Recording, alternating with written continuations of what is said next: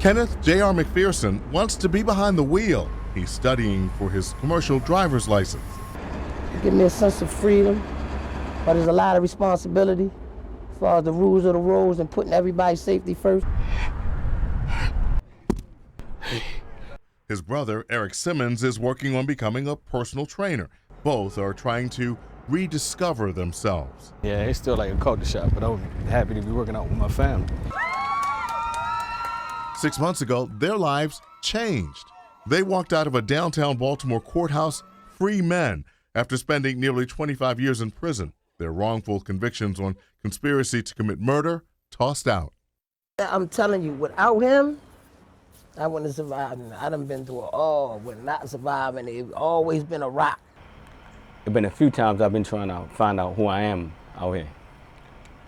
While setting new goals, they've had struggles trying to reconnect with their city, family, and friends. I guess I'm living real life now, or life in freedom.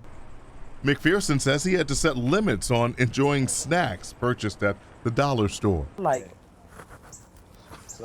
I gained 20 pounds since I've been home. But another experience triggered a prison flashback for his brother. Simmons says while shopping with his wife, a loud store announcement caused him to jump. Remind me when they call you on a speakerphone to go on a pass or go on a visit. And I told her, I said, I gotta get out the supermarket. I couldn't even stay at the supermarket. So we stopped shopping. The men are still trying to handle all kinds of emotions. It's like you coming from the worst place in the world to a more, to me personally, a more scarier place, because it's like I'm an infant out here. McPherson was 19, Simmons 21, when they and 3 others were convicted. The brothers always maintained they had nothing to do with the crime. Their court appeals went nowhere. Finally, the Mid-Atlantic Innocence Project and several others took another look. Lauren Lipscomb is chief of the City State's Attorney's Office Conviction Integrity Unit. It found there was overwhelming evidence that they were not present at the scene. Investigator Brian Ellis is a former Delaware detective. It's justice. I mean, this unit is about justice. He took us to Washington and Federal Streets in East Baltimore, where the 21-year-old victim, Anthony Wooden, was murdered in August 1994. Ellis showed where he believes the bullets hit a wall and sheared off bricks.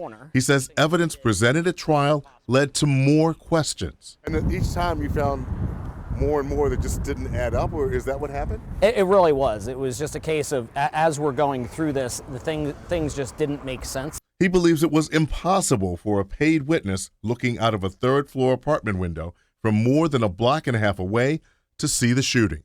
This is actually me. I'm running across the street. Lipscomb and Ellis took videos showing how buildings along the street obscured the view. They also talked to Simmons and McPherson. And the last thing I told her and him, I said, please don't let me and my brother die here for something we can do. It took the approval of State's Attorney Marilyn Mosby to get the case back in court. If someone has been wrongfully convicted who is factually innocent, we have an obligation to make sure that we undo that conviction, that we do everything that we can to correct that wrong. As McPherson and Simmons rebuild their lives, they want the victim's family and everyone else to know they had nothing to do with taking his life. Just know we were innocent, and we're glad to be home. We're thankful for God. We're thankful for the people who looked into the case and hearing our pleas and hearing our cries. For the 11 News I team, I'm Barry Sims.